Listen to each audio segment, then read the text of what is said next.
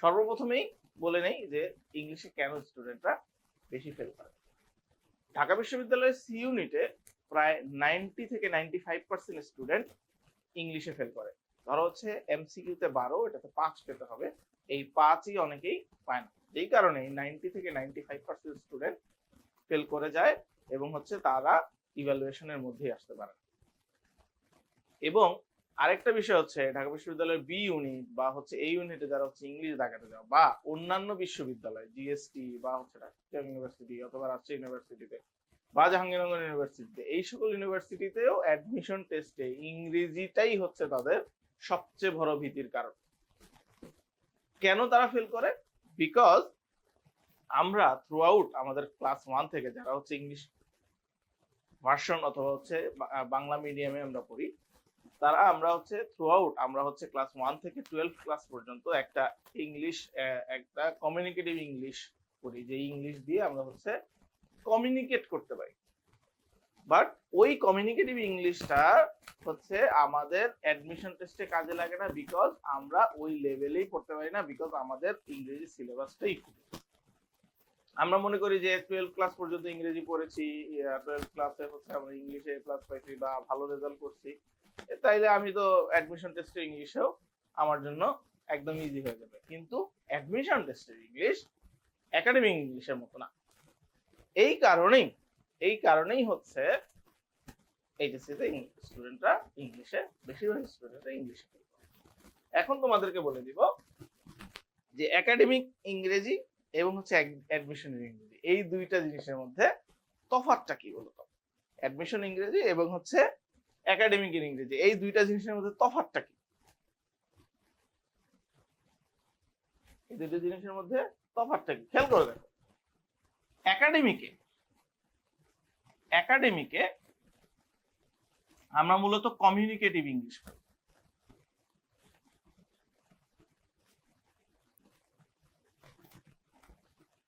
Communicative English তোমরা দেখে থাকবা যে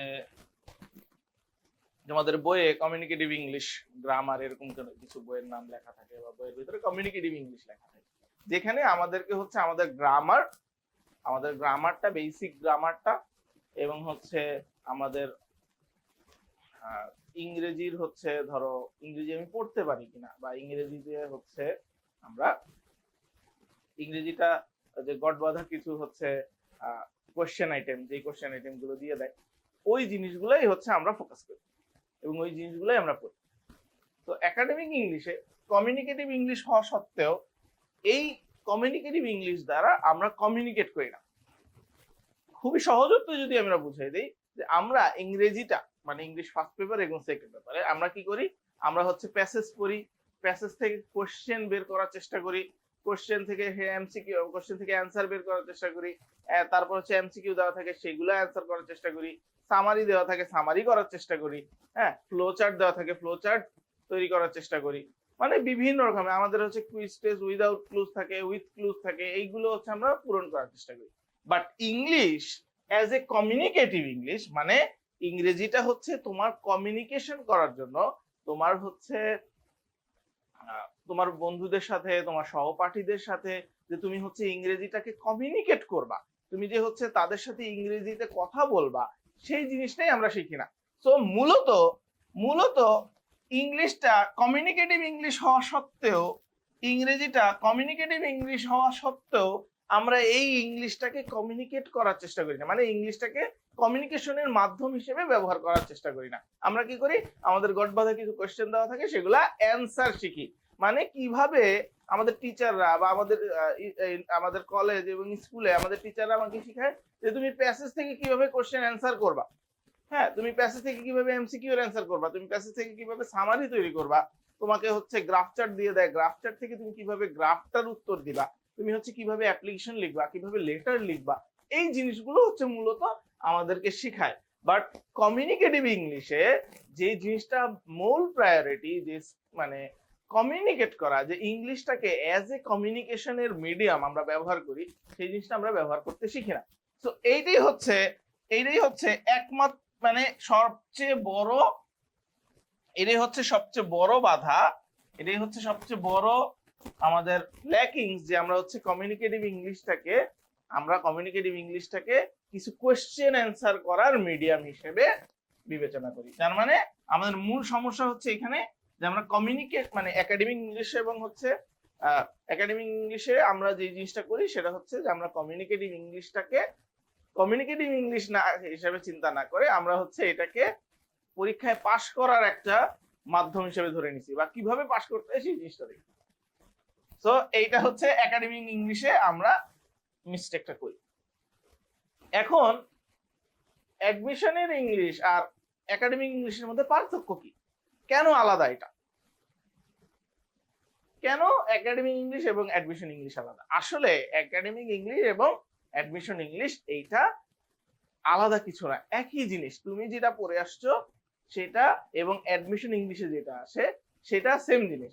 এখন মেইন কথা হচ্ছে যে আমাদের একাডেমিক ইংলিশে ইংরেজির কোশ্চেনের যে প্যাটার্ন আর অ্যাডমিশন ইংরেজিতে কোশ্চেনের যে প্যাটার্ন সেই প্যাটার্নটাই ভিন্ন।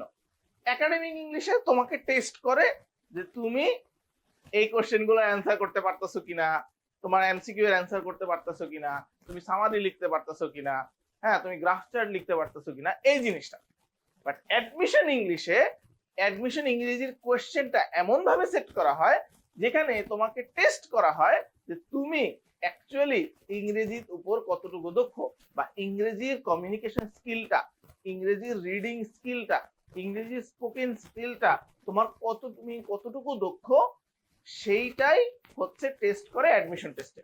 যে কারণে আমরা যেহেতু কমিউনিকেট করতে পারি না, ইংলিশ অ্যাজ এ কমিউনিকেশনের মিডিয়াম হিসেবে আমরা যেহেতু ধরি নাই এই যাবৎকাল ধরে, গত 10-15 বছরে আমরা হচ্ছে কি করি, আমরা হচ্ছে অ্যাডমিশন টেস্টে গিয়ে ইংরেজিতে ভুল করি।